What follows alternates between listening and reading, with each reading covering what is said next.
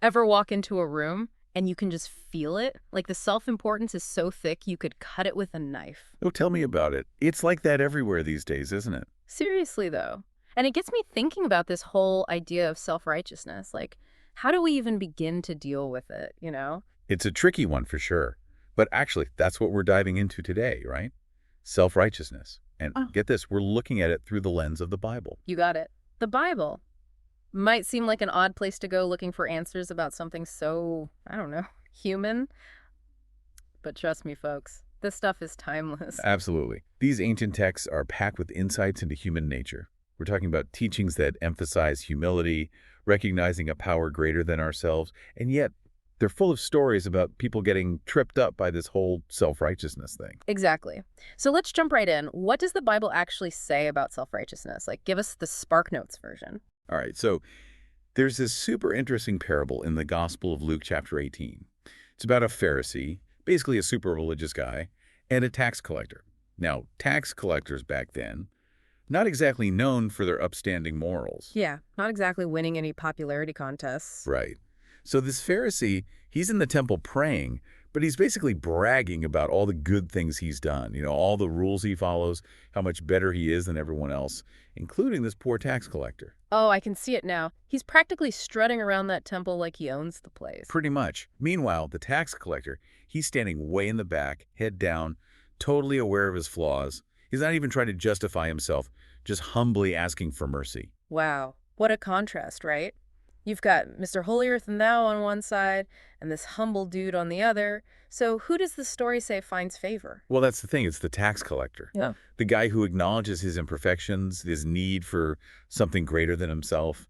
He's the one commended for his genuine humility. It's like they say, humility isn't thinking less of yourself, it's thinking of yourself less. And that's a huge part of what the Bible talks about when it comes to self-righteousness, right? Absolutely.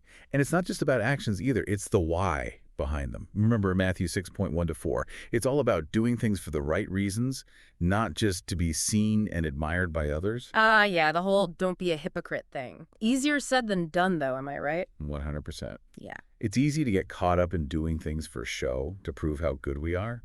But true righteousness, true humility, it comes from a different place altogether.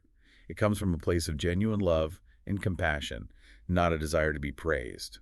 So even good deeds, like helping others, can be tainted by self-righteousness if we're not careful. That's a tough pill to swallow. It is. And, a lot of times self-righteousness stems from this illusion of self-sufficiency, this idea that we've got it all figured out, that we don't need help from anyone, let alone something bigger than ourselves. Like we're pulling ourselves up by our bootstraps, but spiritually, if that makes sense. Exactly. And that's where things get really dangerous. Because when we close ourselves off to the possibility that we might not have all the answers, that we might need help, we miss out on experiencing true grace.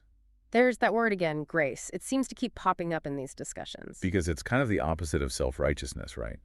Grace is about accepting that we're imperfect, that we mess up, and that's okay.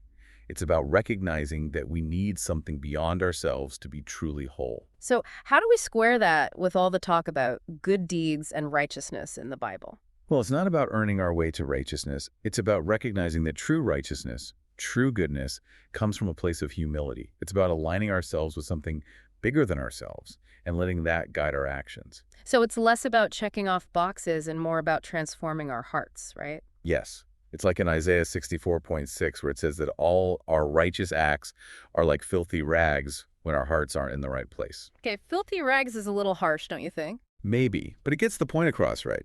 It's a reminder that even our best efforts are meaningless if we're doing them for the wrong reasons. Like, imagine going to a soup kitchen to serve food, but you spend the whole time complaining and acting superior to the people you're supposed to be helping. Ouch. Yeah, I see what you mean. Good intentions only go so far. Exactly. And that's why self-awareness is so important. We have to be honest with ourselves about our motivations. Speaking of honesty, there's that verse in 1 John 1:8-10 about denying our sin. Is there a connection there with self-righteousness? 100%. When we deny our flaws, when we pretend to be perfect, it feeds into that inflated sense of self, that self-righteousness that blinds us to our own shortcomings. and it keeps us stuck. So, all this ancient wisdom, how do we actually apply it to our lives today? What's the Oh, takeaway for someone wrestling with their own self righteousness or maybe just surrounded by it? I'd say the first step is just recognizing it for what it is. Self-righteousness is a trap, often disguised as confidence or piety. It damages our relationships and keeps us from growing. So, what's the antidote? How do we fight it? Humility.